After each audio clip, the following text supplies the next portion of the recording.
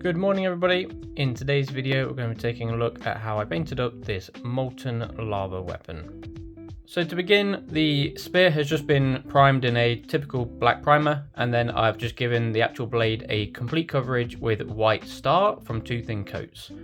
Now our first main colour is going to be Flash Gitz yellow. You don't have to use Flash Gitz, just any bright yellow, and we're going to cover the entire blade. So the purpose of the white base coat here is just simply it makes that yellow that much more vibrant and punchy. So with our yellow all blocked in, we are now going to begin work on the actual heat effect, and the colours you're going to need are going to be an orange, so we're going to be using Troll Slayer, a red, so we've got Mephiston, and then any black, but I quite like this one from Vallejo because it dries really matte. And now, rather than doing a traditional style which is usually glazing, we're going to do stippling instead. So I've got some dry brushes here from Artis Opus. I've got a small and an extra small. The extra small really is only used at the very end when you're doing the black because you want a lot of precision. And the reason I like using stippling over something like glazing is that if you have a look at, say, a typical like forged blade when it's like molten hot, there's a lot of imperfections and variety in the actual metal. So by doing stippling, you get that variety. You get random bits of, in our case, like red and orange stippled in different areas without any real like obvious control. So to me, it just looks a lot more organic.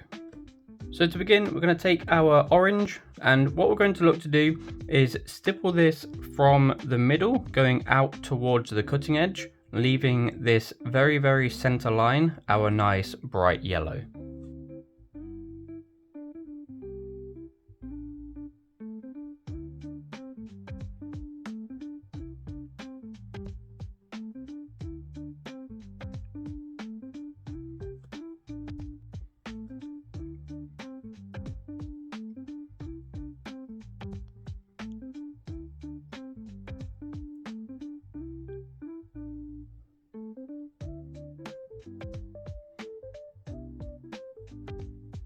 Okay, so with that first round of stippling all done, it's kind of hard to tell on camera, but you see how we've got this really nice subtle orange glow going on now, and we've also maintained that yellow in the middle.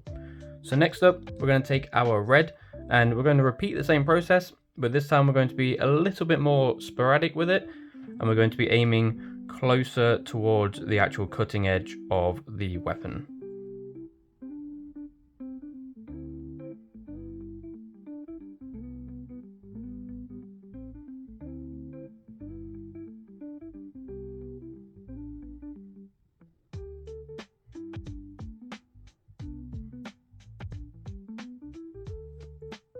So after the round of red stippling, you can see now that we really are starting to get that molten effect.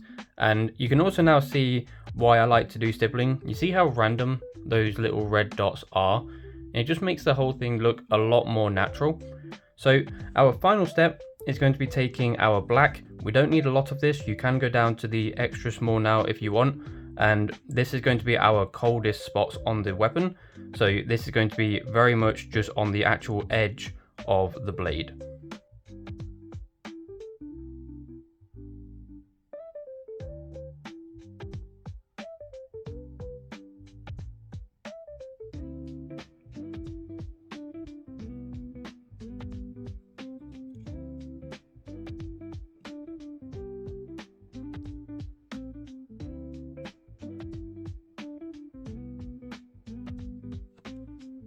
And there we go.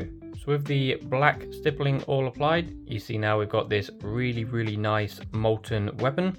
So it goes from that bright yellow core to our black where the cold spots are. Now, you can by all means obviously leave it like this. This would look absolutely wicked on the tabletop. But if you want to take it one step further, we can return to our yellow and we can just do a quick edge highlight down the center of the blade.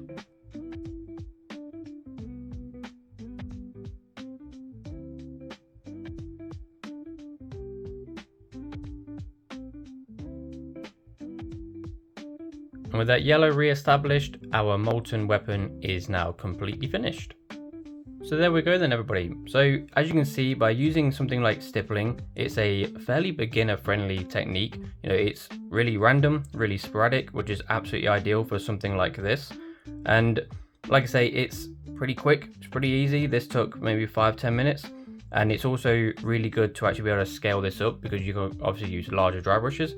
So on something like the Avatar of Cain, for instance, this would be absolutely ideal. But I hope you all enjoyed the video, and thank you for watching.